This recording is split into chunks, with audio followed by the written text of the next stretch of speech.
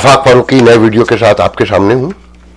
मौजूद यकीनन पाकिस्तानी है, जो हो रहा है वो आप देख ही रहे हैं, तो उसके अलावा और क्या डिस्कशन की जा सकती है और किन मौजूआत पे बात की जा सकती है कि हम जहां घिरे हुए हैं वहां किसी नई साइंस, टेक्नोलॉजी या सोशो पॉलिटिकल साइंस की गुफ्तगू शायद इन हालात में हम कर ही ना पाएं कि नई दुनिया में हो क्या रहा है। खैर, शुरू करते हैं।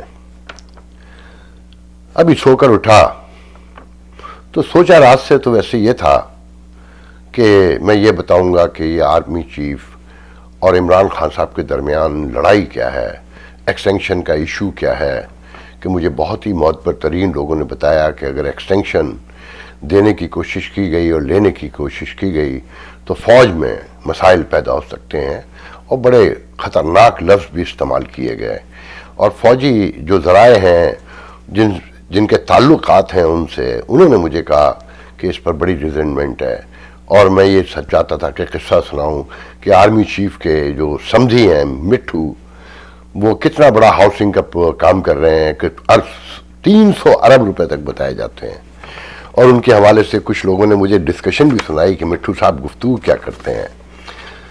और कल तो मैंने बताया था ना कि आर्मी चीफ की और प्राइम मिनिस्टर की लड़ाई बहुत बढ़ चुकी है। तो सुबह सुबह आपने खबर सुन ली होगी कि आर्मी चीफ की पहले तो वो एक इजलास में आया जहां प्राइम मिनिस्टर थे, फिर बाद में दोनों की अलहदा मुलाकात भी हुई। मतलब जो कोशिशें सुलह की हो रही थी वो कहीं आगे बढ़ रही हैं। अच्छा, फिर ये तो सबको पता है ना कि नवाज शरीफ को वापस लाना और जरदारी को हुकूमत देना एक नए मसाइल होंगे। और फिर कहा जा रहा है कि जी नवाज शरीफ अभी खुद भी नहीं चाहते कि इस बिगड़ी हुई, गिरी हुई, बर्बाद इकॉनमी में कोई एक आके कर भी क्या लेगा। और मेरा तो यकीन है कि सारे मामलात कौमी हुकूमत की तरफ जा रहे हैं, वो कौमी हुकूमत जिसमें कौम शामिल नहीं होगी, ये यकीन रखिएगा। मगर फिर अचानक आपने देखा कराची में मुत्तहिदा के धरने पर वज़ीर आला हाउस के सामने जिस बहादुरी और शुजात के साथ सिंध पुलिस ने हमला किया, मैंने देखा, पहली बार हैरान रह गया कि लोग दू बदू मुकाबला कर रहे थे पुलिस से। आगे बढ़ बढ़ कर उन लाठियों के सामने अपने हाथों से ख़वातीन लड़ रही थीं, ख़वातीन के हाथों में लाठियां देखी, और पुलिस बड़ी बेजिगरी और बहादुरी के साथ दादे शुजात देते हुए लिटा लिटा कर, गिरा गिरा कर मार रही थी।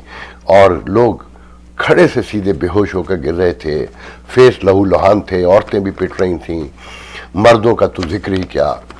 तो ये सब कुछ इतना हैरान था। तो मुझे कल रात कुछ दोस्तों से मुलाकात हुई थी तो याद आया कि उनमें एक एमडी थे, बड़े हाईली एजुकेटेड, एक बिहारी थे और 2-3 हम जैसे थे।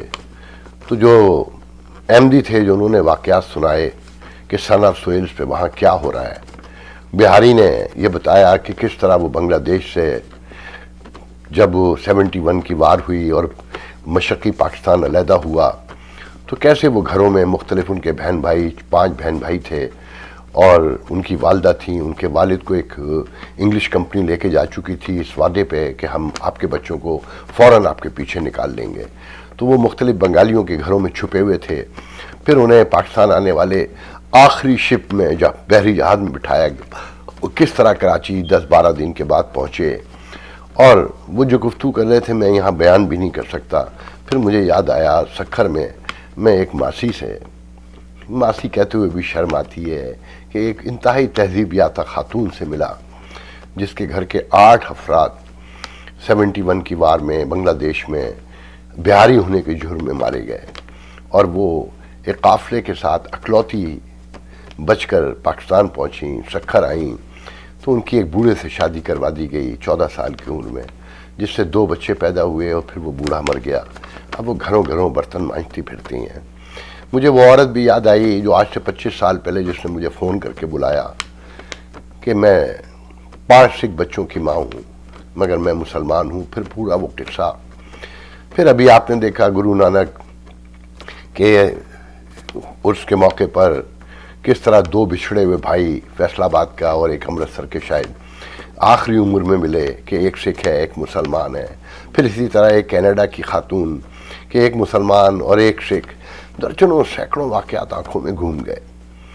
یہ پاکستان اس لیے بنا تھا کہ آج خواتین کو لٹا لٹا کر مارا جا رہا تھا کہ میں تو کراچی کو مقبوضہ سمجھتا ہوں کہ پوری پولیس غیر مقامی ہے.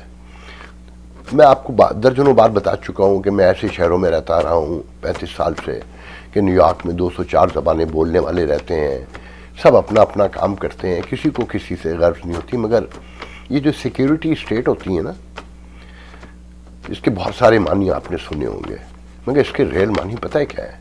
کہ سرحدوں کو محفوظ رکھا جائے, بنایا جائے کہ اندر لوگوں کو جو رہتے ہیں انہیں جب مارا جائے, پیٹا جائے, انہیں کبھی دہشت گرد بنا کر, کبھی سیاسی باغی بنا کر, تو کبھی ڈاکو بنا کر, کبھی چور بنا کر, جس نام سے بھی مارا جائے, کبھی مسلمان بنا کر, تو کبھی سنی بنا کر, کبھی شیعہ بنا کر, کبھی احمدی بنا کر, کہ جب انہیں مارا جائے تو کوئی بچانے نہ آ سکے باہر سے. تو آپ پورے ملک میں 74 سال سے دیکھیے کہ کس بے دردی سے مارا جا رہا ہے اور کیسے کیسے مارا جا رہا ہے, اور کوئی پوچھنے والا نہیں ہے. سعید غنی کراچی کے آج کے واقعات پر کہتے ہیں, وزیر اطلاعات, کہ ہائی سیکیورٹی الرٹ ایریا ہے, غیر ملکی کھلاڑی آئے ہوئے ہیں. ہاں, سیکیورٹی ریاستوں میں غیر ملکیوں کو ہی تحفظ حاصل ہوتا ہے, اپنے عوام کو نہیں, یا اشرافی اور مافیا کو محفوظ بنایا جاتا ہے کہ ان کا کاروبار چلتے رہیں اور باہر سے یہ کمزور طبقے جو ہیں ان کی مدد کو کوئی نہ پہنچ سکے. آپ یہ دیکھیں پی ایس ایل کیا ہے, یہ اشرافیہ کا ڈرامہ ہے. اس کے ٹکٹ کی قیمت دیکھیں اور وہاں کی ایوریج تنخواہ دیکھیں کہ اربوں خربوں کا تو سٹا ہوتا ہے, کس کس کو نہیں پتا. پرائم منسٹر خود اس کا ویڈیو بناتے ہیں پرائم منسٹر ہاؤس سے. کبھی آپ نے سنا کہ کسی پرائم منسٹر نے, پریزیڈنٹ نے کسی کھیل کے لیے اتنا ڈرامہ رچایا ہو؟ مگر کیونکہ پرائم منسٹر تو خود اپنی کتاب میں لکھ چکے ہیں نا کہ وہ جوا کھیلتے رہے ہیں کرکٹ کے اوپر, اور وسیم اکرم کے بارے میں سب کو پتہ ہے, اس رمیز راجہ کے بارے میں سب کو پتہ ہے, کون نہیں جانتا. اور یہ جتنی پی ایس ایل کی ٹیمیں ہیں یہ کن کی ہیں دیکھیں, یہ سب ایک مافیا ہے پورا, اور عوام اس میں تماشا ہے, یا مار کھاتے ہیں, پٹتے ہیں, یا تالیاں بجانے کے لیے ان کو رکھا ہوا ہے. آج جو سندھ حکومت نے کیا وہ یہ بھول گئی کہ 27 مارچ کو اس نے بھی نکلنا ہے مارچ لے کر. تو سندھ میں تو وہ محفوظ رہیں گے, مگر جب پنجاب میں داخل ہوں گے تو ان کی بھی پٹائی ہوگی. مگر پٹنے والے کون ہوں گے؟ پھر وہی غریب ہوں گے, چاہے وہ پیپلز پارٹی میں ہوں, وہ متحدہ میں ہوں, وہ نون لیگ میں ہوں, وہ پی ٹی آئی میں ہوں. سب غریب ہی مارے جاتے ہیں اور مختلف ناموں پہ مارے جاتے ہیں, اور ایک ایک کر کے مارے جا رہے ہیں. مجھے کراچی کے درجنوں واقعات تو میں نے خود دیکھے ہیں کہ علی ثانہ علی گڑھ کے 720 لوگوں کو کیسے غریبوں نے غریبوں کو مارا ہے زبان کی بنیاد پر, اور اس ملک میں مارا جو اسلام کے نام پر بنایا گیا تھا. بہت دل چاہ رہا ہے بہت سی باتیں کہنے کو, مگر لوگ ان جذبات کو سمجھ نہیں پاتے کہ یہ جو کمزور طبقات ہوتے ہیں یہ کمزور ہوتے ہی اس لیے ہیں کہ انہیں حب الوطنی کے نام پر, انہیں مذہب کے نام پر, فرقوں کے نام پر جوڑ کے رکھا جاتا ہے, اور یہ اسی گھٹن میں اپنے آپ کو آزاد محسوس کرتے ہیں. آپ یہ دیکھیں کہ کس بے شرمی اور بے حیائی سے کہا جا رہا ہے کہ ہائی سیکیورٹی علاقہ ہے اور یہ غیر ملکی کھلاڑی ٹھہرے ہوئے ہیں جنہیں پروٹوکول دیا جا رہا ہے صدارتی. اس ملک میں بھی کھیل ہوتے ہیں, اور بھی یورپ میں, امریکہ میں جگہ جگہ ہوتے ہیں, مگر ہم نے تو کہیں نہیں دیکھا. ہاں, ٹریفک کا ہجوم دیکھا ہے کہ جب میچ ختم ہوتا ہے تو ہزاروں گاڑیاں باہر نکلتی ہیں, مگر انہیں بھی ہموار رکھنے کے لیے جگہ جگہ انتظام کیا جاتا ہے. مگر کراچی میں, لاہور میں اور اسلام آباد میں جہاں جہاں یہ پی سی ایل ہوتا ہے یا کھیل ہوتا ہے جب بھی, تو یہ پورے شہر جام ہو جاتے ہیں کیونکہ اشرافیہ کے لیے سب کچھ ہے. آپ ذرا غور سے تو دیکھیں کہ ریس کورس ہیں, گولف ہیں, یہ آپ لوگوں کے لیے ہیں. یہ جتنے بڑے بڑے کھیل ہیں, پھر کل میں دیکھ رہا تھا ایک پروگرام میں کہ کوئی ریسلر ہے بلوچستان کا کہ جسے غیر ملکی این جی اوز نے فنڈنگ کیا ہے, اور وہ دنیا کا لائٹ ویٹ میں شاید نمبر 1 ہے. مجھے نام تو یاد نہیں ہے, مگر حکومت کی کوئی سرپرستی نہیں ہے کیونکہ وہاں جوا نہیں ہوتا, اس میں سٹا نہیں لگتا, اس میں پیسے نہیں بنتے. کرکٹ میں اربوں خربوں کا اب سب کو پتہ ہے کیا کیا ہوتا ہے کرکٹ میں. تو آج جو کچھ ہوا کراچی میں, خیر ایم کے ایم نے جو بویا ہے اسے کاٹنا بھی تو ہے. کہ اللہ تعالیٰ نے موقع دیا تھا، مگر یہ بھی ذہن میں رکھیں کہ یہ اسٹیبلشمنٹ نہیں، اسے بنایا تھا ضیاء الحق کے دور میں پیپلز پارٹی کو دفن کرنے کے لیے، جماعت اسلامی کو دبانے کے لیے۔ کراچی حوالے کیا گیا کس کمال ہنر سے، پھر اس میں اپنے لوگ جو عام آدمی تھے وہ تو ایم کیو ایم میں پورے جذبے سے آئے تھے نا، کہ میرٹ نہیں تھا، انصاف نہیں تھا، قانون نہیں تھا، کوٹا سسٹم تھا، کہ کاش قائد اعظم نے اہل اردو کو بتایا ہوتا کہ جس ملک میں آپ جا رہے ہو وہاں پر تمہارے بچوں کے ساتھ امتیازی سلوک ہوگا، داخلوں کے لیے تمہارے نمبر کہ نہیں، تمہاری آبادی کو دیکھ کر تمہیں داخلہ دیا جائے گا، میرٹ نہیں ہوگا۔ یہ ساری چیزیں بہت غور طلب ہیں، اسے جتنا آپ غور سے دیکھتے جائیں گے مایوسی، نفرت، اشتعال اور بیزاری کے سوا کچھ ہاتھ نہیں لگے گا۔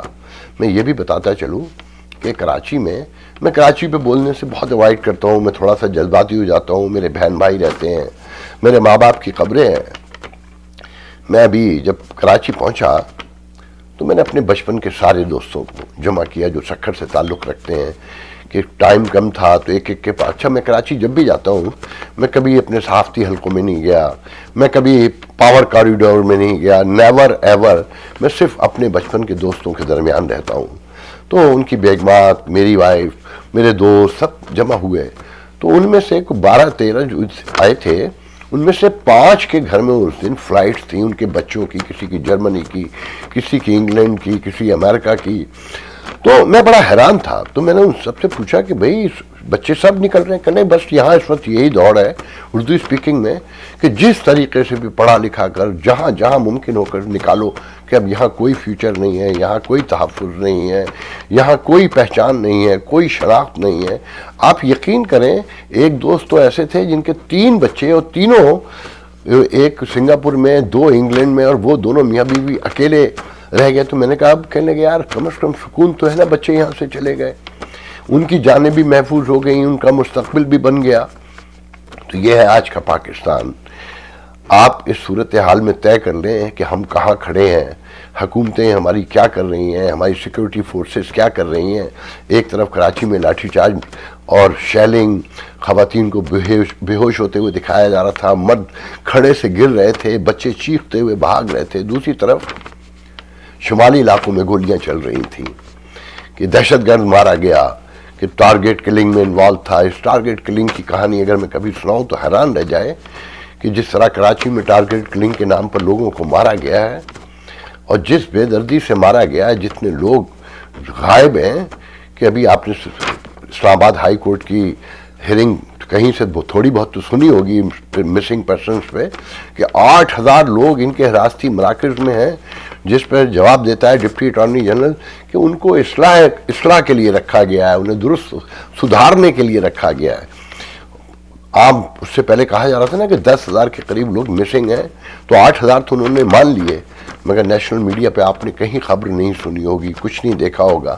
بہرحال یہ دیکھیں، آج یہ پیپلز پارٹی نے غلطی کی ہے، وہ پیپلز پارٹی جو جمہوریت کی علمبردار ہے، جو انسانی حقوق کی سب سے بڑی علمبردار ہے پاکستان میں، آج اس نے جس طرح سے ظلم کیا ہے، کس لیے کیا ہے کہ بلدیاتی نظام پر اس کا کنٹرول رہے، اور بلدیاتی نظام پہ کنٹرول رہے گا تو کراچی اس کے پاس رہے گا جہاں اس کی سیاسی کوئی بھی ساکھ نہیں ہے، کہ پی ٹی آئی ہے، جیسے بھی ہے، ایم کیو ایم ہے، پی ایس بی ہے، جماعت اسلامی ہے، اور اگر کراچی نہیں ہے تو سندھ میں ہے کیا؟ کراچی سے باہر نکلیے تو کچے کا ڈھیر ہے پورا سندھ۔ تو انہیں حکومت کرنے کے لیے، اپنی ٹوریں دکھانے کے لیے، شان دکھانے کے لیے کراچی چاہیے، اور ہر قیمت پہ چاہیے، چاہے پوری آبادی کو کاٹ دینا پڑے، جتنا بھی مارنا پڑے۔ تو کراچی والوں مرنے کے لیے تیار رہو، تمہیں ایسے ہی مرنا ہے۔ اگر اپنے متحد ہو کر تم باہر نہیں نکلے، اگر تم نے اس ظلم کے نظام کا مقابلہ نہیں کیا، تو تمہیں کوئی بچانے والا نہیں، اور آنے والے دن اور خوفناک ہیں۔ یہ لڑائی بڑھے گی، قبضے کی لڑائی، کیونکہ یہ جو پاکستان میں سیاسی جماعتیں ہیں، چاہے وہ مسلم league known who, P T I ہو، آپ نے دیکھا نا کہ جس طرح سے پی ٹی آئی وہاں کے پی کے میں ہاری، اب کہا جا رہا ہے الیکشن نہیں ہوں گے، پنجاب میں بھی نہیں ہوں گے، اور سندھ میں بھی اب مجھے نہیں ہوتے نظر آتے، کیونکہ کراچی چاہیے پیپلز پارٹی کو، اور ہر صورت میں چاہیے۔ بہرحال بہت کچھ ہے میرے پاس کہنے کو، مگر انشاءاللہ ویڈیو لمبا ہونے سے بہتر ہے کہ کل ہم مزید گفتگو کریں۔ اللہ حافظ۔